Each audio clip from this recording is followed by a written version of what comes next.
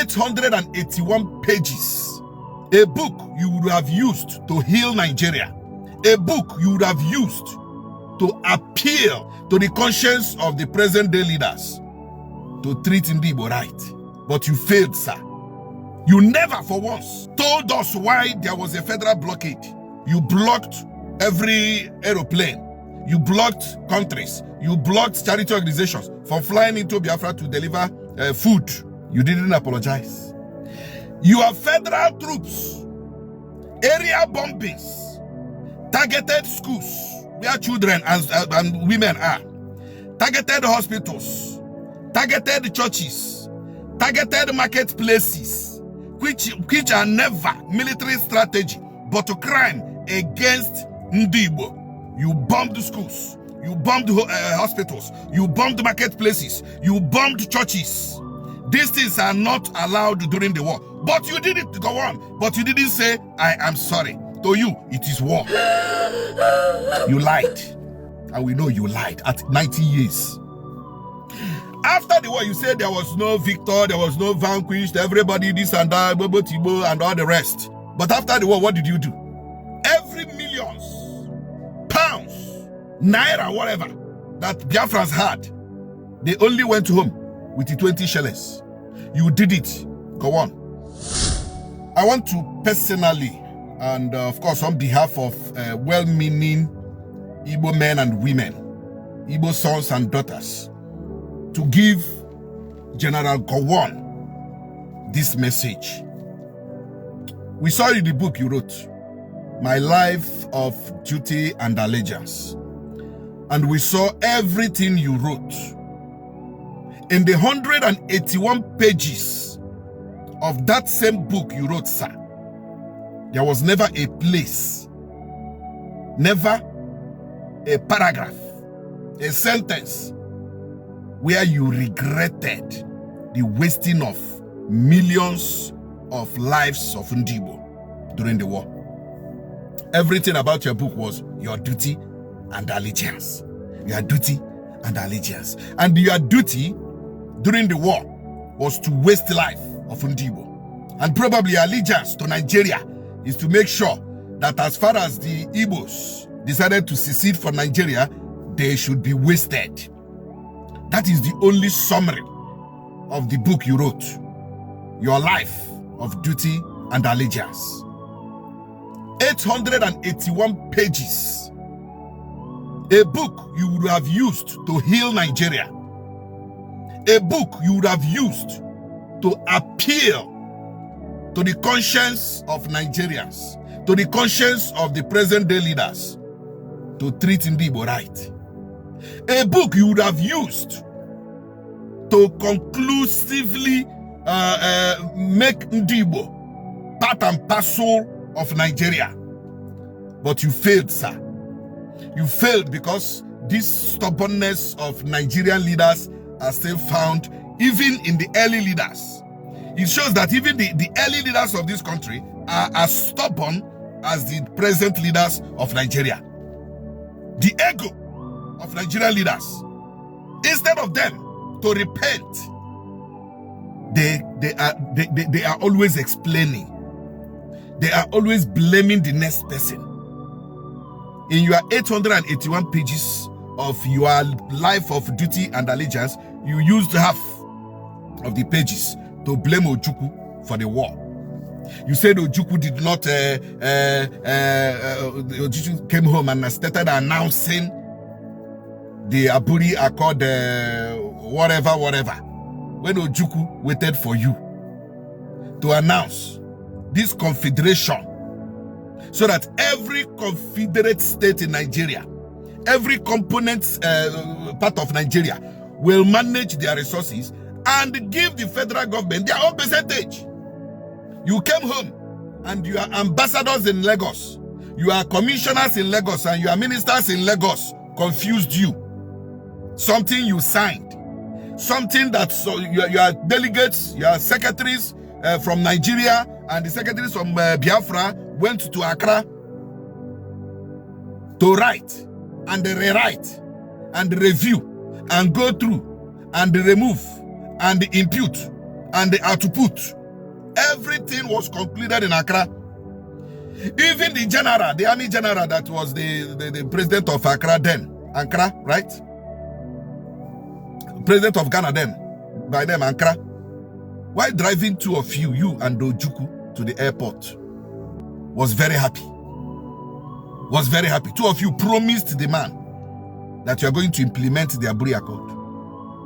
You went to Lagos and they confused you. Something you signed in Ghana. Now you came home now in your book, now you are blaming Ojukwu. You are blaming Ojukwu. When they said immediately you get home, make sure that Nigerians know that this is what was decided in Ghana. You were wasting time. You were dilly-dallying. You were trying to play games with what the lives of Nigerians and the lives of Ndibo. And the killings continued. And now you said Ojukwu didn't wait. Ojukwu was in a hurry. Because you were trying to play games with the life of Ndibo. In your 881 pages of your life of duty and allegiance, you never for once told us why there was a federal blockade. There was a federal blockade that blocked human rights and human organizations, charity organizations, from coming into Biafra, to give them food, give them certain things for the survival of the war. You blocked every aeroplane. You blocked countries. You blocked charity organizations from flying into Biafra to deliver food. You didn't apologize. Federal blockade or blockade of any type, of any kind during the war is not a military strategy. It is a crime against humanity, and you committed it. Go on. Go on, you committed crime against humanity, committed a crime against Ndibo by blocking food from coming into Biafra. And you didn't apologize. You didn't say, I am sorry. You are 90 years old, sir. Millions were killed during the Biafran war.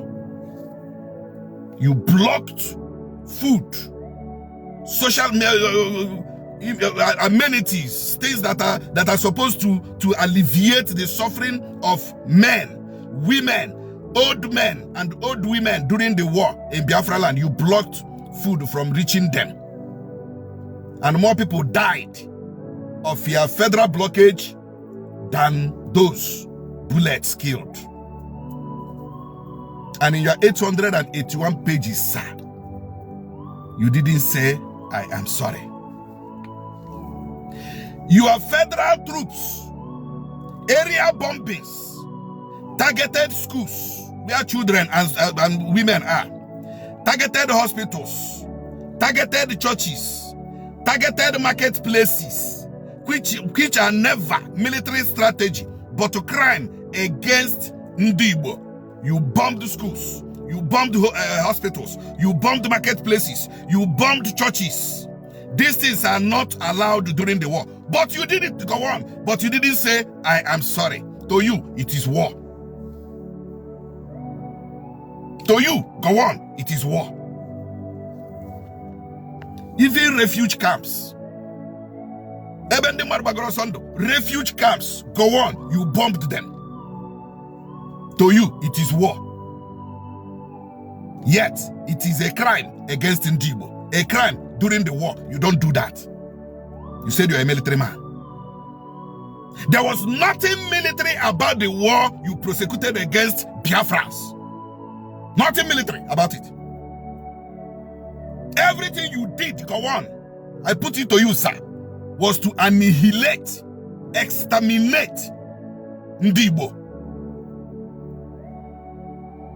I'm in Nigeria. We know the kind of eyes you people from the north look at us that are from the east. We know. Thank God we know. Now, everything you did during the war, even trying to deny that Britain didn't help you people, we know you are lying, sir. Even to deny that America didn't help you people, we know you are lying. And we know that this issue of Soviet Union or the issue of Ojukwu using the Biafra mineral resources, mortgage to France, so that France will be supplying Biafra with weapons. We know you are just using it as a propaganda, sir, because we know the truth. Even when France asked Ojukwu to mortgage it for 20 years for them, so that France will supply Biafra with all necessary ammunition for the war, Ojukwu refused. Ojukwu said no. That was why Biafrans during the war resorted to self-help, resorted to building our own bomb, building our own armored car, building our own ammunition. If France had helped Biafrans during the war, there would be no Nigeria. Let me repeat. If what you said, that Ojukwu mortgaged the mineral resources of Biafrans to France, so that France will supply Biafrans with ammunition. If France had supplied the Biafrans with the kind of ammunition you stated in your book, sir, there would be no Nigeria. You lied. And we know you lied at 90 years. After the war, you said there was no victor, there was no vanquished, everybody this and that, Bobo Tibo and all the rest. But after the war, what did you do? Every millions, pounds, naira, whatever, that Biafrans had, they only went home with the 20 shillings. You did it. Go on. You did it. Yet you said there was no victor, there was no vanquished. You same Gowon.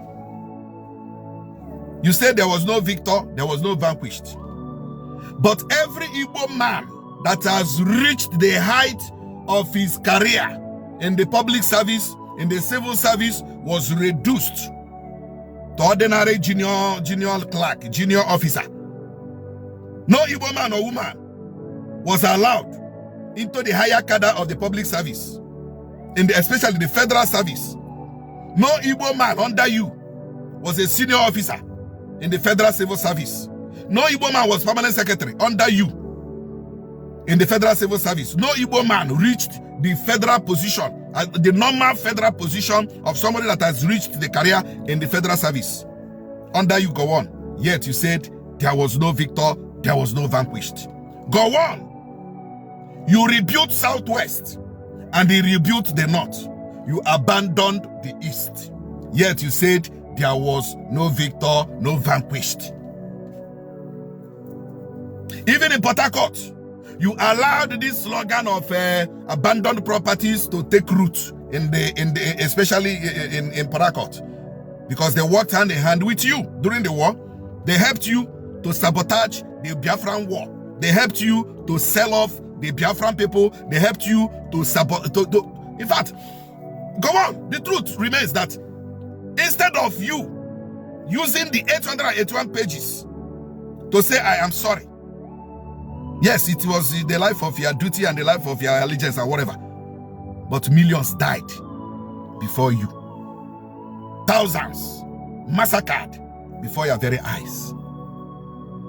You would have used these 881 pages of the book you wrote to heal Nigeria finally, but you didn't because of the ego. Why will you apologize to Ndibo who are there? Who are the Easterners? Who are the Southeasterners? Who are there? Why will I say sorry? But the sorry would have healed a whole lot of things. If you had said sorry in that your book, you would have healed a whole lot of things. You would have showed Ndibo a different perspective from which they could not look to Nigeria, or look onto Nigeria, or look at Nigeria. You would have changed a terrible mindset of Ndibo against Nigeria if you had said sorry in your book, sir.